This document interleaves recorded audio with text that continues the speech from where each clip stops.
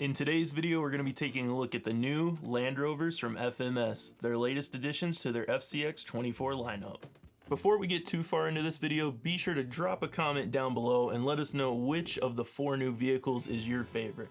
The FCX24 platform has been around for a while now, and with these newest additions, FMS continues to release vehicles under this name. However, these newest versions have some differences, so let's get into it and explain what those are. First things first, the body actually has a Velcro quick disconnect mount in the front, so when you peel that up, it's going to expose the entire chassis, making the battery exceptionally easy to get to. But FMS didn't stop there with convenience. Under the front left of the chassis, there's actually the on and off switch located right there. You just press it in, press it out. Now the other big change of the platform are the metal chassis these Land Rovers come with. They're badged with the FCX24 logo front and rear on both sides, and they just give the truck a nice quality feel. Chassis layout on the FCX24 is super simple. Your battery mounts in the back. In front of that, you have your shift servo for the 2-speed transmission. And on the other side of that transmission, of course, you have your motor. It's the 050 motor in these little guys. And then your 2-in-1 receiver ESC combo up front. Now, of course, there's another pretty big change that is different from the rest of the FCX24 models in their lineup. And that's going to be underneath the truck. The front and rear axles are no longer portals. They're actually straight axles. And that's just to give it a more scale look and real feel when you're driving it. They also have the non-bearing trapezoidal beams that run underneath the axles to the frame instead of the traditional links you'd find on most crawlers.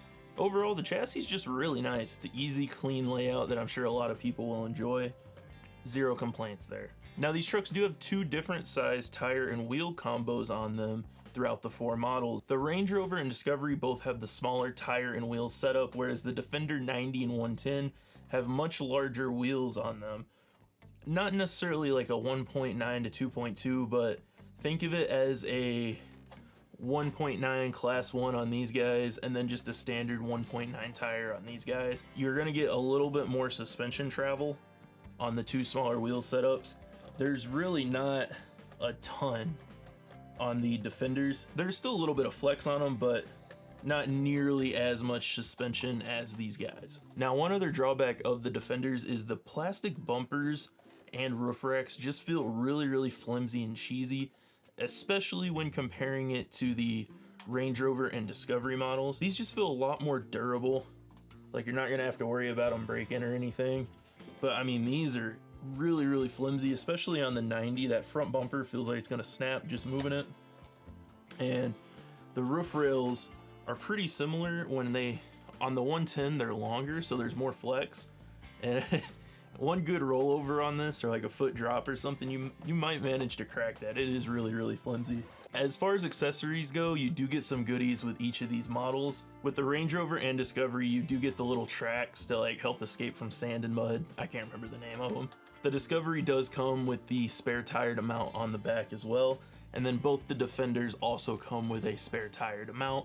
And these tires are legitimate. They are a full-on spare tire that just screws right onto the back.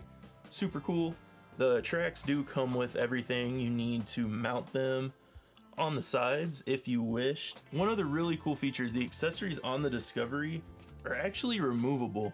They just pop in and out, so you can take off the axe and the shovel, which is really dope. There's also a little pickaxe that assembles on the other side. So that's just a really neat feature they included on that model. All right, so the only real downside to the platform is they stuck with this radio, which for the most part, most people won't have a problem with. However, I do probably receive the most complaint emails of any RC car that we sell specifically about this radio.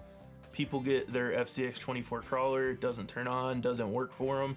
That's because a lot of these come unbound from the factory, and they are also extremely picky about batteries. In this case, I believe we're running Energizers, and you do have to run a higher end battery for the most part. A lot of cheap knockoff batteries simply just won't work in this remote. We tell them about this, they change the batteries, rebind the controller, the car works as normal. In our case, we powered on the Defender 110, unbound, no big deal. All you have to do is just hold down the bind button, turn on the car, binds right up. As far as operation goes, you got that convenient little button down there. Turn on your radio, make sure the button is pressed in, and you're good to go. For the lights up front, to turn them on, you just press the bind button. And there's a little delay, and they power right on. To turn them off, just press that bind button real quick one time, and they'll shut off. They will come off in the box, so you will need to turn them on. Pretty cool feature. And they're decently bright for being these little lights. They got that yellow tint to them, like an old truck would. I don't know, they're cool. There's 2 speeds, super easy to shift on this radio, and it is right there. You can just hit it with your thumb without even taking your finger off the throttle if you're feeling up to it. So here's slow, that's top end and low gear. It is a 3-prong switch, so if you flip it to the middle, you're not gonna go anywhere, you're gonna be stuck where you're at. Shifting it to high gear though, a lot quicker. It's a pretty good wheelie machine. A lot of fun right there.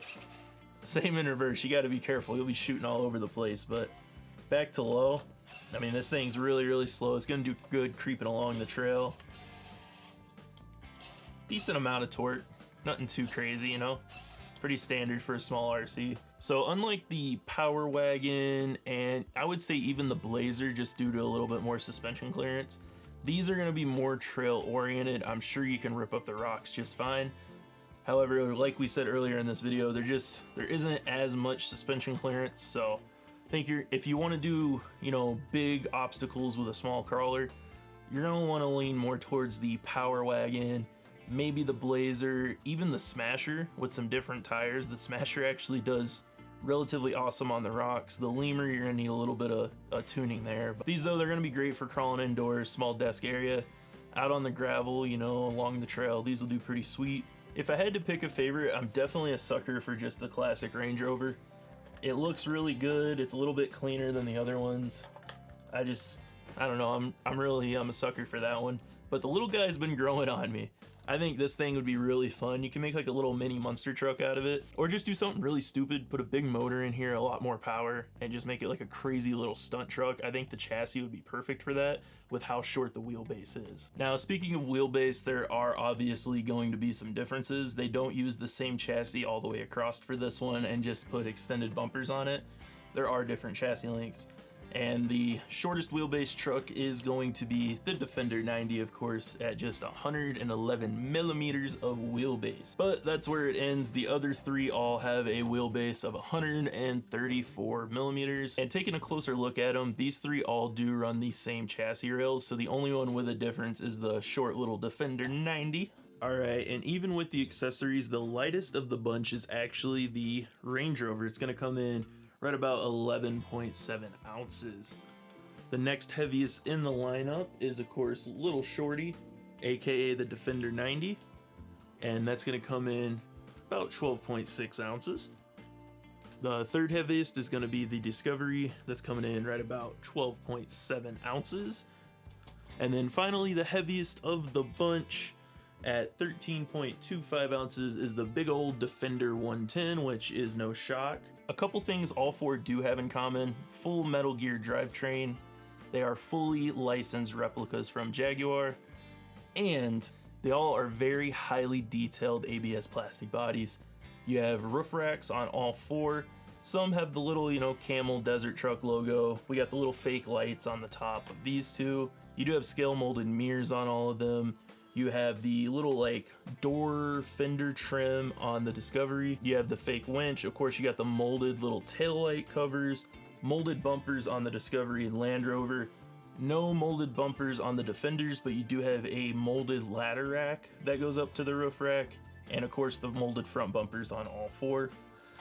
Lots of molding everywhere. All 4 do also have a hitch adapter, so you can attach, you know, your favorite little trailer or whatever else you might have that you want to put on there. You also do get a full plastic interior on these cars with the clear windows. It just adds to the scale look, and it's pretty sweet. All these trucks are super affordable as well. They come right in at $119.99. If you buy 2 or 3 trucks, the price is going to drop to $109.99.